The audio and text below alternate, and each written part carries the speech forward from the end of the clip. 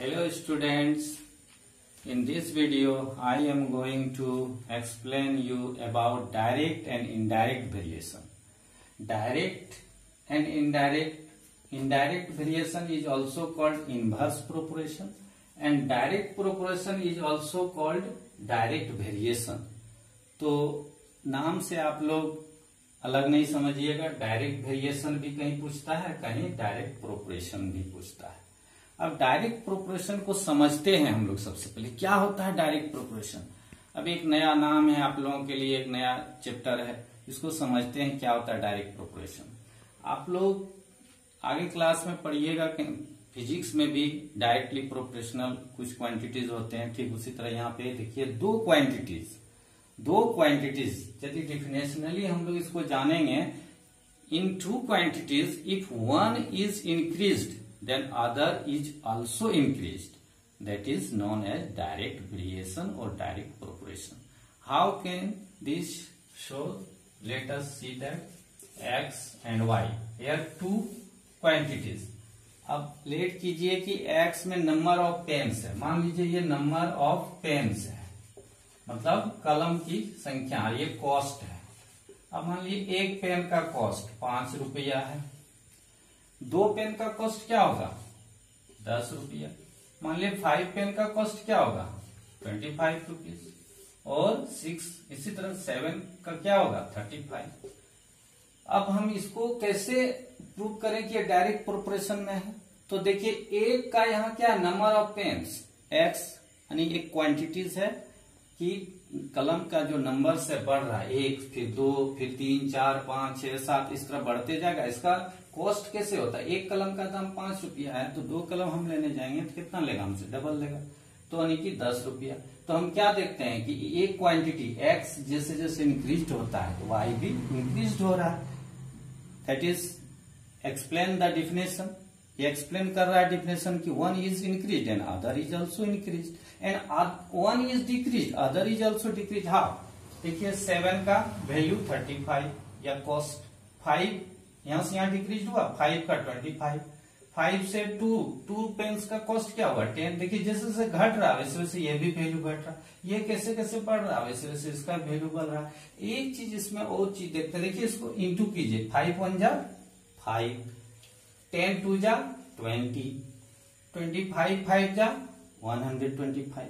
तो क्या इंटू करने से, इसको मल्टीप्लाई करने से क्या सेम वैल्यू आता है, नेवर इट इक्वल्स, ये सेम कभी नहीं होगा। तब फिर क्या करते हैं हम, x बाय वाई यदि लेते हैं, देखिए x1 बाय y1, यानी कि x y फर्स्ट 1 बाय 5, ये वैल्यू यही रहेगा। अब देखिए x second by y second, what value give us 2 by 10, this is equal to 2 1 जा 2 एंड 2 5 जा 10, 2 से ये कट गया। अब क्या हम देखते हैं x1 bye y1, x2 bye y2, दोनों इक्वल वैल्यू होगी। अब देखिए x3 bye y3, x3 bye y3 क्या वैल्यू होता है 5 बाय 25, क्या वैल्यू आता है 5 1 जा 5, 5 5 जा 1 बाय 5। तो हम देखते हैं क्या यदि डायरेक्ट वेरिएशन में दो क्वांटिटीज हो तो हमेशा याद रखना है कि one is increased then other is also increased. क्या इंक्रीज होगा, value.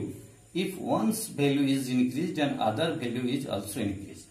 Now we will see that x by y everywhere, x by y is 1 by 5 1 by 5। ये मत समझना है 1 by 5 ही हर जगह होगा, कहीं पर 10 by 13 हो सकता है, कहीं पर 7 by 5। मतलब जो वैल्यू होगा x by y हर एक कॉलम का वैल्यू इक्वल होगा। कैसे इक्वल होगा, बाय में, यानी कि x by y is constant. इसलिए इसमें जब भी वैल्यू निकालने का x by y is constant, इसको k मान लें। कांस्टेंट किसको कहते हैं, constant means x by y जहां पर भी वैल्यू निकालेंगे इक्वल होगा। देखिए हमने यहाँ पे निकाला है 1 by 5, यहाँ पे निकाला 1 by 5, यहाँ पे निकाला 1 by 5। अब हमें नहीं लगता है कि आप लोगों को दिक्कत होगा डायरेक्ट वेरिएशन जानने में। Okay, now we will discuss about second part of this chapter और मैटर, इनडायरेक्ट और इनवर्स प्रोपोर्शन। इनडायरेक्ट और इनवर्स प्रोपोर्शन में क्या होगा, जिस प्रकार की थोड़ा सा डायरेक्ट में हम चलो फ्लैशबैक में चलते हैं। डायरेक्ट में क्या हुआ था कि x बढ़ रहा था तो y भी बढ़ रहा था और x बाई वाई का वैल्यू हर कॉलम में इक्वल आ रहा था। लेकिन यहाँ थोड़ा उल्टा होगा, क्या होगा, यहाँ पे दो क्वांटिटी होगा। मान लीजिए जैसे कि आपको हम बता रहे हैं कि आप घर में कुछ मजदूरा काम करने के लिए लगाते हैं। आप मान लीजिए एग्जांपल लीजिए कि आप 30 मजदूरा डेली लगा रहे हैं, 30 लेबर लगा रहे हैं। 30 आदमी लगाएं कोई काम करने के लिए, एक मान लीजिए घर का कंस्ट्रक्शन करा रहे हैं तो 30 आदमी लगाएं। मान लीजिए वो काम जो है आपको 20 दिन में कंप्लीट करके दिया। अब 20 दिन में टारगेट था कंप्लीट करने का, लेकिन आपको कुछ जरूरी पड़ गया कि नहीं अब वो काम जो है हमको 10 दिन में ही कंप्लीट करना है।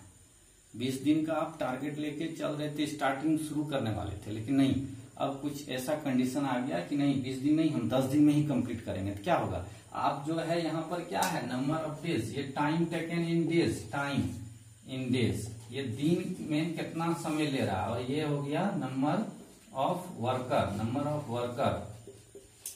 30 वर्कर लगाए 20 डेज में कंप्लीट हो जाता है, ऐसा टारगेट आपको बताया गया था। लेकिन बोले नहीं हमको 10 दिन में ही कंप्लीट करना है, लेट अस सपोज दैट। तो वहां पे क्या कीजिएगा, आप ज्यादा काम डेली करना होगा। ज्यादा काम कैसे होगा, आदमी ज्यादा बढ़ाना होगा, यानी 30 के जगह पर टोटली डबल करना होगा, 60 आदमी लगाना होगा। 60 आदमी लगाइएगा तो काम होगा 10 दिन में, और वहीं पर यदि 120 आदमी लगा दीजिएगा तो 5 दिन में ही कंप्लीट हो जाएगा। तो हमने क्या देखा, एक क्वांटिटी 30, 60, 120 एक बढ़ रहा है ना, लेकिन दूसरा क्या हुआ 20, 10, 5 दूसरा घट रहा है। तो ऐसा क्वांटिटी बोलते हैं इनडायरेक्ट और इनवर्स प्रोपोर्शन। और ऐसे कंडीशन में क्या होता है, देखिए अब जैसे कि डायरेक्ट में हमने क्या देखा था, x बाय वाई निकाले थे, 1/5 आया था x बाय वाई हर जगह। इसमें देखिए वैसा आता है क्या, देखिए 30/20 3/2, इसमें देखिए 6/1, इसमें यदि कटाते हैं यानी कि x by y not equal, यहाँ पे इक्वल क्या होगा x1 into y1 equal to what 30 into 20 is equal to 600। फिर x2 इंटू y2 निकाल के देखिए 60 इंटू 10 क्या हो गया 600, और x3 इक्वल टू y3 क्या हो गया 120 इंटू 5 क्या हो गया 600। मतलब कोई भी वैल्यू हम लेंगे तो यदि इनडायरेक्ट जिसको इनवर्स प्रोपोर्शन भी कहते हैं, तो इनवर्स प्रोपोर्शन में x इंटू वाई बराबर कांस्टेंट होगा। कांस्टेंट किसको कहते हैं, मतलब जो नहीं बदलता है, यानी x इंटू वाई कहीं पर किसी कॉलम में लेंगे तो हर जगह इक्वल वैल्यू आएगा, तो आप समझ लीजिए वो इनडायरेक्ट प्रोपोर्शन है। ओके, अब हमें दिक्कत नहीं होना चाहिए डायरेक्ट और इनडायरेक्ट